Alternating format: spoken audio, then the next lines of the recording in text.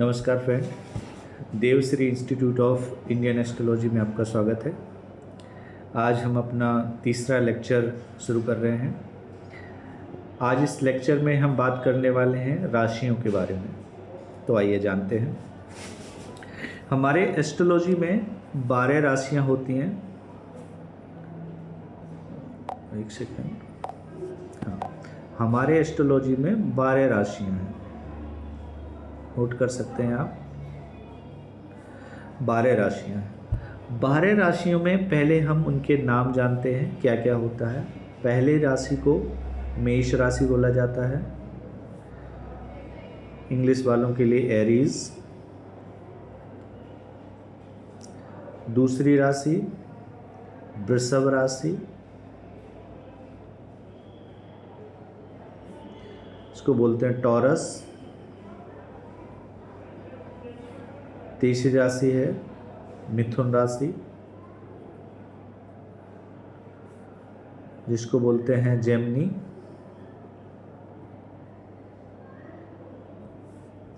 चौथी राशि है कर्क राशि, जिसको बोलते हैं कैंसर।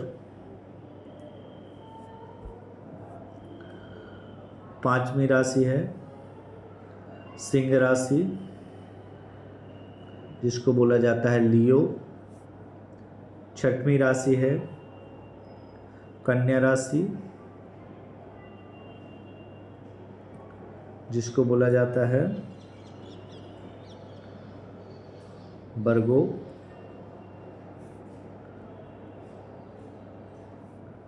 सातवीं राशि है तुला राशि,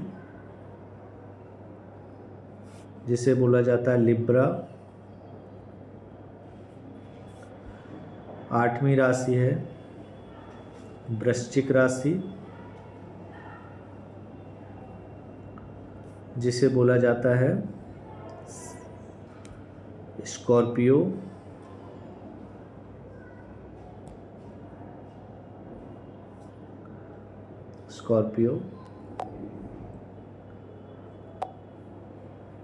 उसके बाद आगे देखते हैं।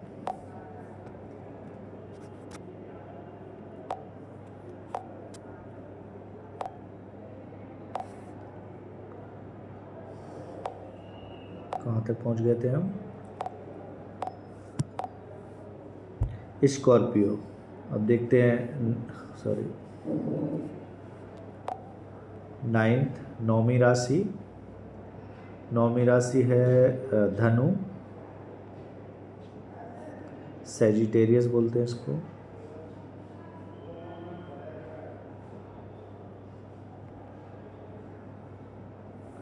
फिर उसके बाद 10वीं राशि। 10वीं राशि को मकर बोलते हैं। 11वीं राशि कुंभ बोलते हैं। और 12वीं राशि को मीन राशि बोला जाता है।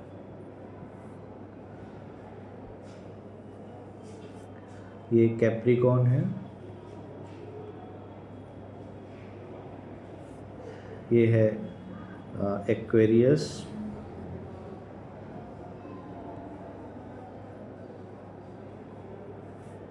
ये है पाइसेस। तो इस तरीके से हमारी 12 राशियां हुई। फिर से रिपीट कर लेते हैं। मेष राशि, वृषभ राशि, मिथुन राशि, कर्क राशि, फिर इसके बाद सिंह राशि, कन्या राशि, फिर उसके बाद तुला राशि, वृश्चिक राशि, धनु राशि, उसके बाद मकर, कुंभ और मीन। ये 12 राशियां होती हैं। इनको हमें एक सीक्वेंस में याद करना है। इस सीक्वेंस में याद करना, आपको इसमें कोई शॉर्टकट नहीं है, आपको ये याद करना पड़ेगा। ठीक है। इसके बाद हम देखते हैं कि इन राशियों के स्वामी कौन होते हैं, जो इम्पोर्टेंट पार्ट है। पहले हमें राशियों के नाम याद रखेंगे, फिर राशियों के स्वामी याद रखेंगे। अब हम, चूँकि ये एक सीक्वेंस में याद करना है, तो हम आगे इनके नाम से नहीं, इनके नंबर से बुलाएंगे। ठीक है। अब जैसे आपको अगर आपने याद कर लिया हो, पहले नंबर की राशि कौन सी होती है? मेष राशि। और 8वें नंबर की राशि, 8वें नंबर की राशि वृश्चिक राशि। ठीक है, तो हम ऐसे लिखते हैं,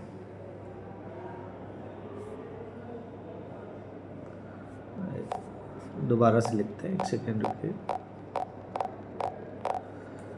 पहली, दूसरी, तीसरी, चौथी, 5वीं, 6वीं, 7वीं और 8वीं। अब ये 8 राशियां हो गई। पहली मेष राशि, दूसरी वृषभ राशि, तीसरी मिथुन राशि, चौथी कैंसर कर्क राशि, 5वीं सिंह, कन्या, तुला, वृश्चिक। तो पहला पॉइंट, पहली राशि और मेष राशि, पहली राशि और 8वीं राशि यानी मेष राशि और वृश्चिक राशि, इसके स्वामी होते हैं मंगल। याद करें दोस्तों, पहली राशि और 8वीं राशि यानी मेष राशि और वृश्चिक राशि, इसके स्वामी हैं मंगल। फिर दूसरी राशि और 7वीं राशि, दूसरी राशि क्या है?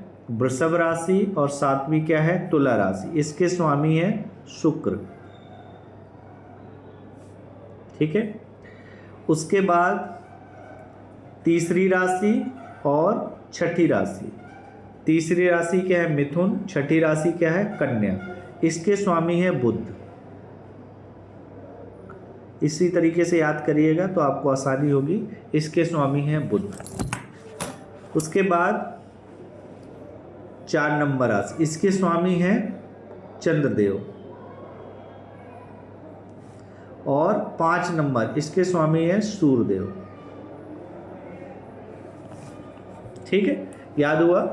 पहली राशि है मेष राशि, दूसरी वृषभ राशि, तीसरी मिथुन राशि, चौथी कैंसर कर्क राशि, 5वीं सिंह राशि, छठी कन्या राशि, 7वीं तुला राशि, 8वीं वृश्चिक राशि। मेष और वृश्चिक राशि के स्वामी हैं मंगल, वृषभ और तुला राशि के स्वामी हैं शुक्र, बुध, मिथुन और कन्या राशि के स्वामी हैं बुध, कर्क राशि के स्वामी हैं चंद्रदेव, और 5 नंबर राशि यानी सिंह राशि के स्वामी हैं सूर्यदेव। ये हुआ हमारा 1 से लेकर 8 तक। अब हम बात करते हैं 9, 10, 11 और 12। अब इसमें देखते हैं जो 9 और 12 नंबर राशि है, उसके स्वामी है गुरु यानी जुपिटर। ठीक है, और ऐसे ही 10 और 11 नंबर राशि के स्वामी है शनि।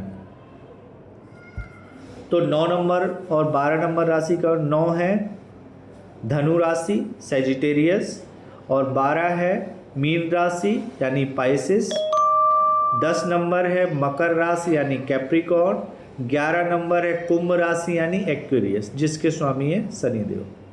तो ये थे सारे राशियां और उसके स्वामी। तो ये आप याद करिए आज के लेक्चर के लिए। सारी राशियों के नाम एक सीक्वेंस में याद करें और उनके स्वामी कौन कौन से ग्रह हैं ये याद करें। इस पर एक कॉम्प्लीमेंट्री हम बात करते हैं। जो प्लैनेट हैं उनको एक राज परिवार कहा गया है।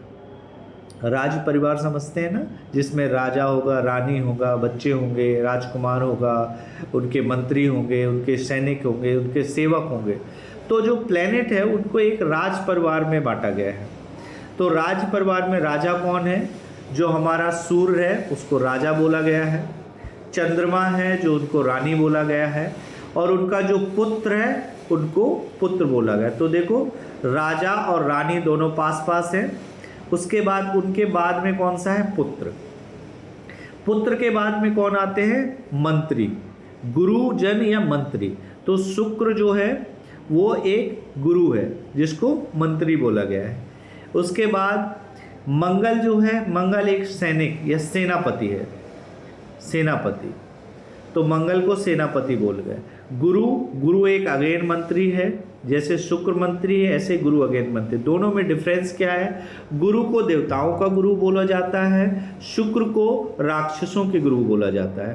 तो शुक्राचार्य जो थे वो राक्षसों के गुरु हुए थे, जो हम शुक्र को डेमोन्स्ट्रेट करते हैं, डेनोमिनेट करते हैं, और गुरु जो है वो देवों के गुरु कहे जाते हैं।